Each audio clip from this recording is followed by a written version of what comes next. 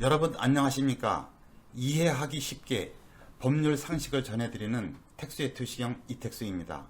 오늘은 임대보증금 떼인 사람이 가장 많이 한 실수 5가지 라는 주제로 말씀 올리겠습니다. 우선 구독, 좋아요 부탁드립니다.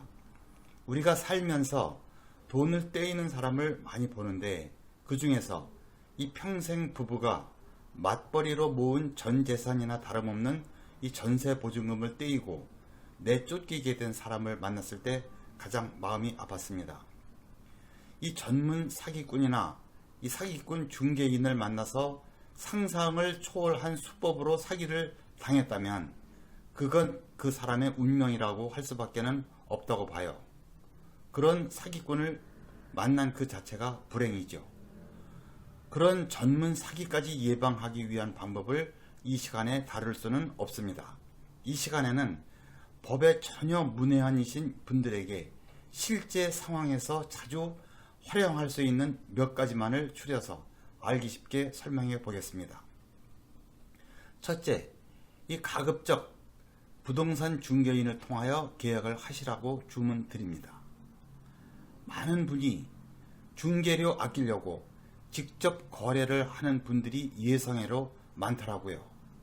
특히 조금은 법에 대하여 아시는 분들, 임대차 계약뿐만 아니라 여러분이 매매, 교환 등 이 부동산에 관하여 거래를 할 때에는 미리 살펴야 할 사항들이 매우 많고, 특히 임대차 계약을 할 당시에는 그 집에 선순위 권리자가 없는지, 만약 있다면 후에 집이 경매되었을 때에 내 보증금은 보장을 받을 수 있는지를 꼼꼼히 따져야 합니다.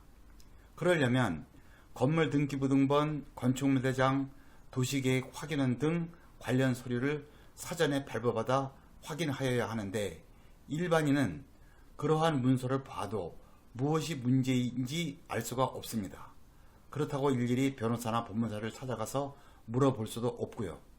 그래서 저는 부동산 거래는 한 번 잘못되면 큰 손해가 나기 때문에 꼭 부동산 중개인을 통하여 하라고 권해드립니다. 왜냐하면 공인중개사법이 규정하기를 중개인은 중개 대상물을 제대로 확인하고 설명해줄 법적인 의무가 있고, 만약 중개인이 잘못을 저질러서 손해를 입힌 경우에는 중개인이 책임을 지게 되어 있는데, 중개인이 배상을 하지 못할 경우에 대비하여 중개인은 의무적으로 이 공제에 가입하도록 되어 있습니다. 즉 모든 중개인은 보험에 들어있다고 보시면 됩니다. 그리고 공제 가입을 증명하는 이 공제증서, 이거를 중개인 사무실에 비치하고 있습니다. 믿고 중개인에게 맡기시기 바랍니다. 여기에서 꼭 유의하셔야 할 점, 중개인도 아닌 사람이 명의를 빌려서 하는 가짜 중개인은 피하셔야 하겠죠. 임대보증금 사고 원인 1순위가 저는 중개인 없이 거래를 한 경우라고 봅니다. 둘째, 계약을 할 때는 반드시 집주인 본인과 계약을 하시고 보증금은 집주인 본인의 계좌로 입금하셔야 합니다. 계약을 할 때 집주인이 아닌 사람, 처나 아들 등 가족이나 그 제3자가 집주인의 도장을 갖고 와서 계약을 하는 경우가 있는데, 이때는 대신 나온 사람은 집주인이 작성한 위임장을 소지하여야 합니다. 위임장에는 인감증명을 첨부하고 인감도장이 날인되었는지 꼭 확인해야 하죠. 인감증명은 첨부되었는데 막상 위임장에는 인감이 아니고 막도장이 찍힌 경우가 종종 있습니다. 이는 위임장의 효력이 없다고 보시면 좋겠습니다. 이 보증금은 집주인의 별도의 요청이 없는 한 꼭 집주인 본인의 계좌로 입금하시라는 거 잊지 마시기 바랍니다.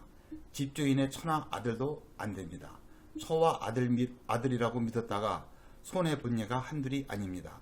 셋째, 가장 중요한 것, 이 보증금 지불하고 이사를 했으면 만사 제쳐놓고 전입신고부터 해 놓으셔야 합니다. 이삿짐 나르고 하다 보면 오후 6시가 넘어서 주민센터에 가서 전입신고하는 것 하루 정도 쉽게 넘길 수 있습니다. 주택을 인도받고 전입 신고를 해야 그 다음 날부터 대항력이 생깁니다.